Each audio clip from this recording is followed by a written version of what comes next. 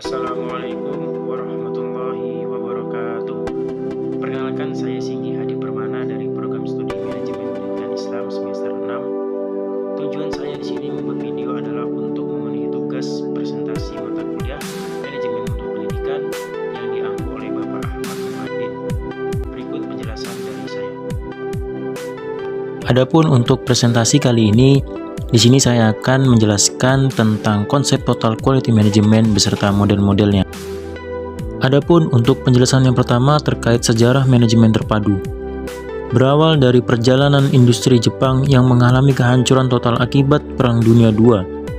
Untuk membangun kembali dan bangkit dari kehancuran industri tersebut, pada tahun 1950, Asosiasi Insinyur Jepang mengundang William Edward Deming yang dikenal sebagai Bapak Mutu untuk melatih para insinyur Jepang dalam bidang manajemen untuk mencapai mutu, yang kemudian dikenal dengan Total Quality Management. Deming mengajarkan bahwa barang atau jasa bermutu adalah yang dapat memenuhi kebutuhan para pelanggan. Oleh karena itu, dalam mengadakan barang atau jasa yang bermutu, kebutuhan pelanggan harus diketahui terlebih dahulu dengan sebaik-baiknya. Berdasarkan pengetahuan itulah, lalu kemudian dibuat rencana pengadaan barang atau jasa, serta pembuatannya pun harus sesuai dengan rencana. Adapun penjelasan selanjutnya terkait prinsip Deming dalam bidang pendidikan. Dalam hal ini terbagi menjadi 3 pokok bagian. Yang pertama, anggota dewan sekolah dan administrator harus menetapkan tujuan mutu pendidikan yang akan dicapai. Yang kedua, menekankan pada upaya pencegahan kegagalan pada siswa, bukannya mendeteksi kegagalan setelah peristiwa yang terjadi. Yang ketiga, asal diterapkan secara ketat, penggunaan metode kontrol statistik dapat membantu memperbaiki outcome siswa dan administratif. Penjelasan selanjutnya terkait pengertian Total Quality Management. Menurut bahasa, Total Quality Management terdiri dari 3 unsur, yaitu Total, Quality, dan Management. Kata total dalam konsep Total Quality Management diartikan sebagai pengintegrasian seluruh staf, penyalur, pelanggan, dan stakeholder lainnya. Total Quality Management atau manajemen mutu terpadu dapat didefinisikan sebagai suatu sistem manajemen yang melibatkan semua unsur kepegawaian di lingkungan suatu perusahaan, baik sektor barang maupun sektor jasa, yang bertujuan untuk meningkatkan mutu, efisiensi, dan efektivitas produk, baik di lingkungan industri maupun institusi lainnya. Adapun penjelasan selanjutnya terkait tujuan Total Quality Management. Tujuan Total Quality Management meningkatkan mutu pendidikan secara berkelanjutan, terus-menerus dan terpadu, serta mengorientasikan sistem manajemen, perilaku staf, fokus organisasi, dan proses-proses pengadaan pelayanan, sehingga lembaga penyedia pelayanan bisa berproduksi lebih baik, pelayanan yang lebih efektif yang memenuhi kebutuhan, keinginan, serta keperluan pelanggan. Penjelasan selanjutnya terkait konsep Total Quality Management di bidang pendidikan.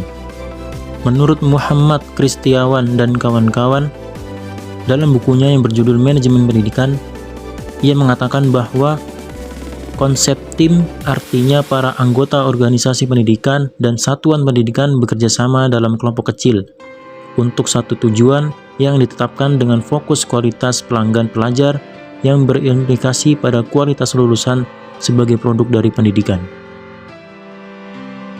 Adapun penjelasan selanjutnya terkait implementasi Total Quality Management dalam pendidikan. Dalam hal ini terbagi menjadi beberapa bagian.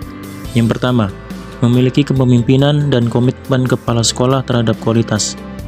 Yang kedua, memenuhi harapan pelanggan internal dan eksternal. Yang ketiga, membentuk tim pengembang sekolah atau kurikulum dan mengikuti seminar, workshop, atau BIMTEK Management. Penjelasan selanjutnya terkait model Total Quality Management. Dalam hal ini, model Total Quality Management terbagi menjadi beberapa bagian. Yang pertama ada etika, yang kedua integritas, yang ketiga kepercayaan, yang keempat pelatihan, yang kelima kerjasama, yang keenam kepemimpinan, yang ketujuh akredibilitas, dan yang terakhir komunikasi. Kita masuk kepada penjelasannya pertama terkait etika. Etika adalah suatu bentuk kedisiplinan akan menjalankan hal-hal yang dianggap baik oleh perusahaan dan menghindarkan diri dari tindakan yang dianggap buruk. Yang kedua ada integritas. Integritas adalah suatu kejujuran, moralitas, nilai, keadilan, serta ketulusan. Semuanya harus terwujud dalam hubungan antara komponen perusahaan terhadap konsumen. Yang ketiga ada kepercayaan. Kepercayaan adalah antara karyawan dan pihak terkait dengan perusahaan akan memudahkan proses pengambilan keputusan dan pelaksanaan. Yang keempat ada pelatihan. Dalam hal ini sangat penting bagi karyawan untuk meningkatkan produktivitasnya. Yang kelima ada kerjasama. Dalam hal ini dengan tim permasalahan akan lebih cepat diselesaikan dengan lebih banyak solusi yang dapat saling mengisi. Yang keenam ada kepemimpinan.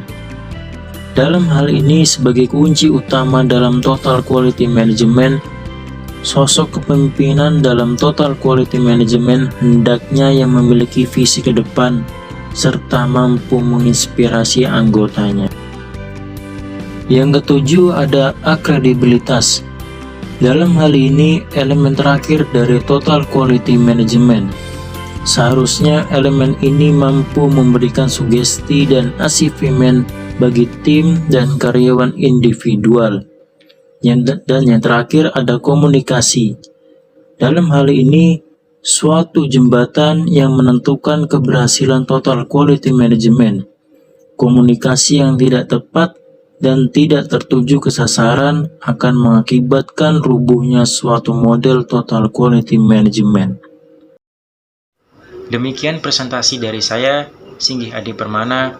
Kurang lebihnya mohon maaf. Wassalamualaikum warahmatullahi wabarakatuh.